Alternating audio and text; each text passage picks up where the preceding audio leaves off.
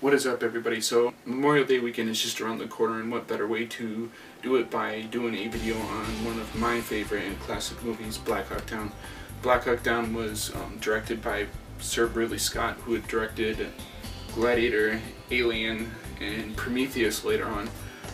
He's one of my favorite directors in some of his later movies because of the fact that they were directed so well. This movie takes place during the infamous Battle of Mogadishu, Somalia, where a group of Army Rangers were sent in to capture a couple of high-value targets, or HVTs. They later find out that the HVTs that they were sent in to get were not the HVTs that they were really after. And one of the main leaders of that group was tasked to basically shoot down any military vehicle, either on land or in the sky, to create mass casualties. And they wanted to capture one of the Army Rangers because they figured that they could get a lot of money from doing that. Well, on one of the raids, one of their Black Hawk helicopters is shot down, and it starts a huge clusterfuck, basically, is what the military would call it. Basically, everything that was supposed to happen, the way it was supposed to happen, didn't happen.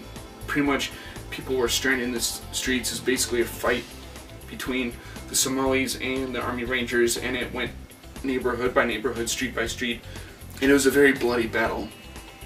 It's probably one of those movies that will be around even after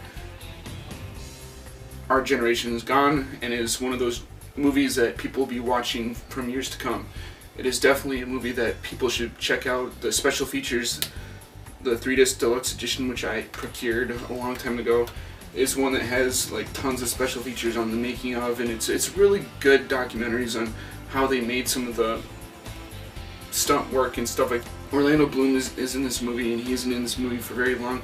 He's kind of one of the first people to get killed, and I think during the beginning of the movie they fire an RPG at him and it sends him flying out of the vehicle, and then he hits the ground and pretty much is dead after that. That's one of the very first casualties that happens during this battle. There's obviously a lot more that goes on, but I don't want to spoil the plot of the movie for people that haven't seen it. I really do think that if you guys are bored or need something to do during Memorial Day, you should definitely look into seeing if this is on TV, or picking this up or renting it from Netflix if it's on there, and definitely should watch this. I would give this a 2 thumbs up because I think this is a really well-made, awesome movie. You're kind of like in the middle of the fight as it's going on. There's some things wrong with it that didn't happen historically, but other than that, it was a pretty well-made movie for the time that it came out. It's one of my favorite war movies of all time. It kind of rivals up there with Saving Private Ryan, or even Pearl Harbor, which I may or may not end up doing a movie review on it. There's some really well-known actors in it, such as Josh Hartnett, Ewan McGregor, and Orlando Bloom, as I have stated before, and it is definitely, all their performances are awesome, as they usually are, because I mean, how can you go wrong with this movie? But you should definitely check it out. One of the generals in the movie, I don't remember his name, he even does a really good job in this.